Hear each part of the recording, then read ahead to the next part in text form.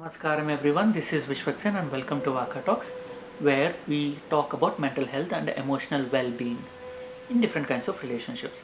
We are doing a small series on different love languages, and today let's talk about intellectual exchange.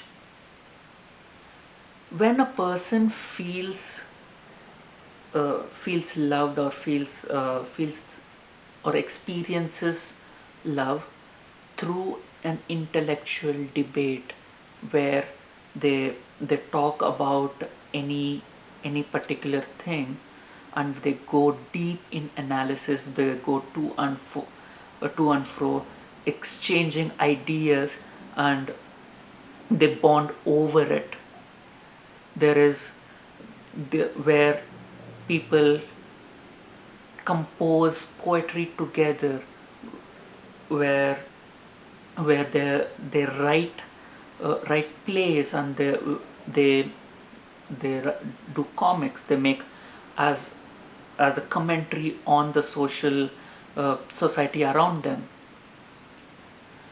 When there is an intellectual exchange with people, and they enjoy it, and they connect with each other through their exchange. For children, when their love language is an intellectual exchange, they do have a lot of questions. There's a lot of curiosity, and when we explore their curiosity with them, when we exchange ideas, okay, why is something like this? Why is something like that? We engage in a conversation with them, exchanging ideas and letting them understand and coming up with their own versions of for why, what, where, and and continuing to uh, piquing their interest, their curiosity. They enjoy it, they feel loved, so they form a bond with people who encourage that. They form a bond with people who engage in their curiosity with them. When a child asks a lot of questions, and the uh, parent gets frustrated and scolds them and tells them to be quiet and not bother them, they do not they do not feel loved. They feel as if they were rejected. They they fail to form an emotional bond with that parent, with that person. For a person uh, whose love language is an intellectual exchange, it is very, very important to not throw water on the burning curiosity. It is very important to engage them. I don't know is a very valid answer. I don't know. Let's find out. So they have a shared experience, they have a shared activity with you where they learn things, where they experience, where they explore new things, and where you share ideas with each other, and and they feel that they they the interaction fueled them into exploring new things that they did not know existed.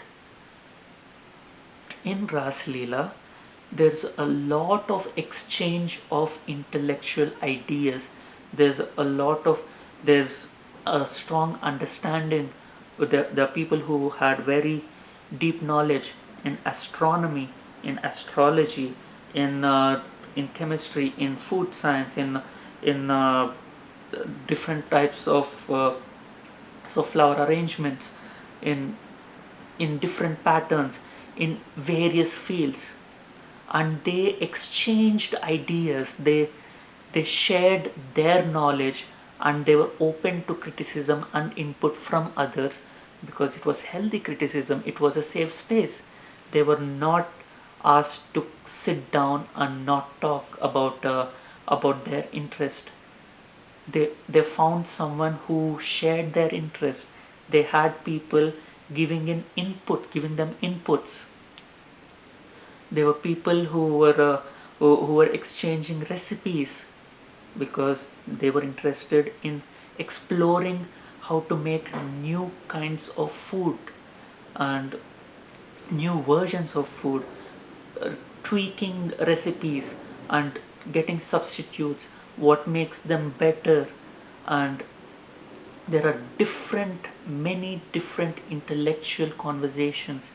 There were uh, they were writing plays and enacting plays. They were talking about their acting prowess and helping them improve their acting skills or their debating skills. They were debates that were held in Raasleela, and they were given inputs where they can improve.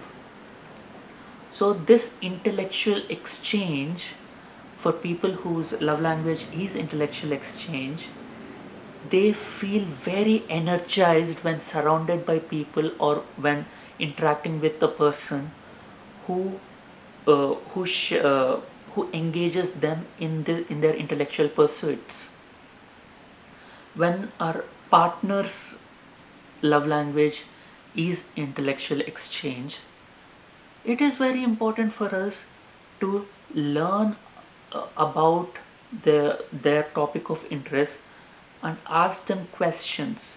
We we might not be we might not be experts in that field, so we don't know to give them proper feedback, but we can ask questions. We can let them explain things to us. When they're explaining things, we see how happy they are sharing their thoughts, they're sharing their knowledge with us, and they enjoy that. And it is very important to encourage that and not tell them to not bother you, not cut them when they were going on on a lecture talking about something of their interest. This is their language of love, so we need to accommodate that.